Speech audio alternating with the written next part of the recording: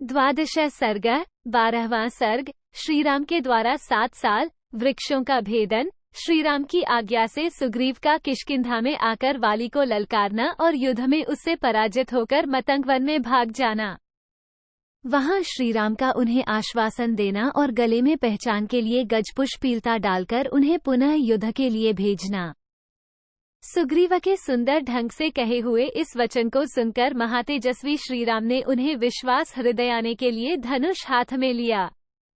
1 दूसरों को मान देने वाले श्री रघुनाथ जी ने वो भयंकर धनुष और एक बाण लेकर धनुष की टंकार से संपूर्ण दिशाओं को गुंजाते हुए उस बाण को सालवृक्ष की ओर छोड़ दिया। 2 उन बलवान वीर शिरोमणि के द्वारा छोड़ा गया वह सुवर्णभूषित बाण उन 7 सालवृक्षों को एक ही साथ बींधकर पर्वत तथा पृथ्वी के 7 तलों को छेदता हुआ पाताल में चला गया। 3 इस प्रकार एक ही मुहूर्त में उन सबका भेदन करके वो महान वेगशाली बाण पुनः वहां से निकलकर उनके तर्कस में ही प्रविष्ट हो गया। 4 श्रीराम के बाण के वेग से उन 7 सालवृक्षों को विदीर्ण हुआ देख वानर शिरोमणि सुग्रीव को बड़ा विस्मय हुआ। 5 साथ ही उन्हें मन बड़ी प्रसन्नता हुई। सुग्रीव ने हाथ जोड़कर धरती पर माथा टेक दिया और श्री रघुनाथ जी को साष्टांग प्रणाम किया। प्रणाम के लिए झुकते समय उनके कंठहारादि भूषण लटकते हुए दिखाई देते थे। 6 श्रीराम के उस महान कर्म से अत्यंत प्रसन्न हो उन्होंने सामने खड़े हुए संपूर्ण अस्त्र वेत्ताओं में श्रेष्ठ धर्मज्ञ शूरवीर श्रीरामचंद्र जी से इस प्रकार कहा। 7 पुरुष प्रवर भगवन, आप तो अपने बाणों से सम्रांगण में इंद्र सहित संपूर्ण देवता का वध भी करने में समर्थ हैं। फिर वाली को मारना आपके लिए कौन बड़ी बात है। 8 काकूटस्थ, जिन्होंने 7 बड़े बड़े सालवृक्ष पर्वत और पृथ्वी को भी एक ही बाण से विदीर्ण कर डाला, उन्हीं आपके समक्ष युद्ध के मुहाने पर कौन ठहर सकता है। 9 महेंद्र और वरुण के समान पराक्रमी आपको सुहृद के रूप में पाकर आज मेरा सारा शोक दूर हो गया। आज मुझे बड़ी प्रसन्नता हुई है। 10 ककुत्स्थ कुलभूषण, मैं हाथ जोड़ता हूँ, आप आज ही मेरा प्रिय करने के लिए उस वाली का, जो भाई के रूप में मेरा शत्रु है, वध कर डालिए। 11 सुग्रीव श्रीरामचंद्र जी को लक्ष्मण के समान प्रिय हो गए थे। उनकी बात सुनकर महाप्राज्य श्रीराम ने अपने उस प्रिय सुहृद को हृदय से लगा लिया और इस प्रकार उत्तर दिया। 12 सुग्रीव, हम लोग शीघ्र ही इस स्थान से किष्किंधा को चलते हैं। तुम आगे जाओ और जाकर व्यर्थ ही भाई कहलाने वाले वाली को युद्ध के लिए ललकारो। 13 तदनंतर वे सब लोग वाली की राजधानी किष्किंधापुरी में गए और वहां गहन वन के भीतर वृक्षों की आड़ में अपने को छिपकर खड़े हो गए। 14 सुग्रीव ने लंगोट से अपनी कमर खूब कस ली और वाली को बुलाने के लिए भयंकर गर्जना की। वेगपूर्वक किए हुए उस सिंहनाद से मानो वे आकाश को फाड़े डालते थे। 15 भाई का सिंहनाद सुनकर महाबली वाली को बड़ा क्रोध हुआ। वो अमर्ष में भरकर अस्ताचल से नीचे जाने वाले सूर्य के समान बड़े वेग से घर से निकला। 16 फिर तो वाली और सुग्रीव में बड़ा भयंकर युद्ध छिड़ गया, मानो आकाश में बुध और मंगल इन दोनों ग्रहों में घोर संग्राम हो रहा हो। 17 वे दोनों भाई क्रोध से मूर्छित हो एक दूसरे पर वज्र और अश्नि के समान तमाचों और घूंसों का प्रहार करने लगे। 18 उसी समय श्रीरामचंद्र जी ने धनुष हाथ में लिया और उन दोनों की ओर देखा। वे दोनों वीर अश्विनी कुमारों की भांति परस्पर मिलते जुलते दिखाई दिए।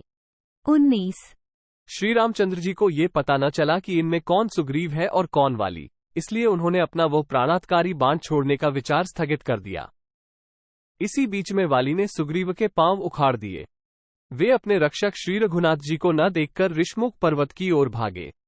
21 वे बहुत थक गए थे, उनका सारा शरीर लहूलुहान और प्रहारों से जर्जर हो रहा था। इतने पर भी वाली ने क्रोधपूर्वक उनका पीछा किया, किंतु वे मतंग मुनि के महान वन में घुस गए। 22 सुग्रीव को उस वन में प्रविष्ट हुआ देख महाबली वाली शाप के भय से वहां नहीं गया और जाओ तुम बच गए ऐसा कहकर वहां से लौट आया। 23 इधर श्री रघुनाथ जी भी अपने भाई लक्ष्मण तथा श्री हनुमान जी के साथ उसी समय वन में आ गए जहां वानर सुग्रीव विद्यमान थे। 24 लक्ष्मण सहित श्रीराम को आया देख सुग्रीव को बड़ी लज्जा हुई और वे पृथ्वी की ओर देखते हुए दीन वाणी में उनसे बोले। 25। रघुनंदन, आपने अपना पराक्रम दिखाया और मुझे ये कहकर भेज दिया कि जाओ, वाली को युद्ध के लिए ललकारो। ये सब हो जाने पर आपने शस्त्र से पिटवाया और स्वयं छिप गए। बताइए, इस समय आपने ऐसा क्यों किया? आपको उसी समय सच सच बता देना चाहिए था कि मैं वाली को नहीं मारूंगा। ऐसी दशा में मैं यहां से उसके पास जाता ही नहीं। 26-27। महामना सुग्रीव जब दीन वाणी द्वारा इस प्रकार करुणाजनक बात कहने लगे, तब श्रीराम फिर उनसे बोले। 28। तात सुग्रीव, मेरी बात सुनो, क्रोध को अपने मन से निकाल दो। मैंने क्यों नहीं बाण चलाया, इसका कारण बतलाता हूँ। 29। सुग्रीव, वेशभूषा, कद और चाल ढाल में तुम और वाली दोनों एक दूसरे से मिलते जुलते हो। 30। स्वर, कांति, दृष्टि, पराक्रम और बोलचाल के द्वारा भी मुझे तुम दोनों में कोई अंतर नहीं दिखाई देता। 31। वानर श्रेष्ठ, तुम दोनों के रूप की इतनी समानता देखकर मैं मोह में पड़ गया, तुम्हें पहचान न सका, इसीलिए मैंने अपना महान वेगशाली शत्रु संहारक बाण नहीं छोड़ा। 32। मेरा वो भयंकर बाण शत्रु के प्राण लेने वाला था, इसलिए तुम दोनों की समानता से संदेह में पड़कर मैंने उस बाण को नहीं छोड़ा। सोचा, कहीं ऐसा न हो कि हम दोनों के मूल उद्देश्य का ही विनाश हो जाए। 33। वीर, वानरराज, यदि अनजान में या जल्दबाजी के कारण मेरे बाण से तुम ही मारे जाते तो मेरी बालोचित चपलता और मूर्ता ही सिद्ध होती। 34। जिसको अभय दान दे दिया गया हो, उसका वध करने से बड़ा भारी पाप होता है। यह एक अद्भुत पातक है। इस समय मैं, लक्ष्मण और सुंदरी सीता सब तुम्हारे अधीन हैं। इस वन में तुम ही हम लोगों के आश्रय हो, इसलिए वानरराज, शंका ना करो, पुनः चलकर युद्ध प्रारंभ करो। 35-36। तुम इसी मुहूर्त में वाली को मेरे एक ही बाण का निशाना बनकर धरती पर लौटता देखोगे। 37। वानरेश्वर, अपनी पहचान के लिए तुम कोई चिन्ह धारण कर लो, जिससे द्वंद्व युद्ध में प्रवृत्त होने पर मैं तुम्हें पहचान सकूं। 38। सुग्रीव से ऐसा कहकर श्रीरामचंद्र जी लक्ष्मण से बोले। लक्ष्मण, यह उत्तम लक्षणों से युक्त गजपुष्पी लता फूल रही है, इसे उखाड़कर तुम महामना सुग्रीव के गले में पहना दो। 39। यह आज्ञा पाकर लक्ष्मण ने पर्वत के किनारे उत्पन्न हुई फूलों से भरी वह गजपुष्पी लता उखाड़कर सुग्रीव के गले में डाल दिया। 40। गले में पड़ी हुई उस लता से श्रीमान सुग्रीव वक्पंक्ति से अलंकृत संध्याकाल के मेघ की भांति शोभा पाने लगे। 41।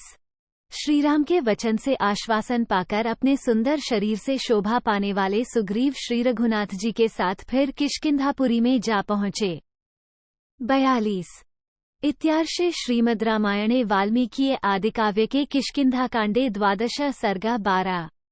इस प्रकार श्री वाल्मीकि निर्मित आश्रामायण आदिकाव्य के किष्किंधाकांड में 12वां सर्ग पूरा हुआ।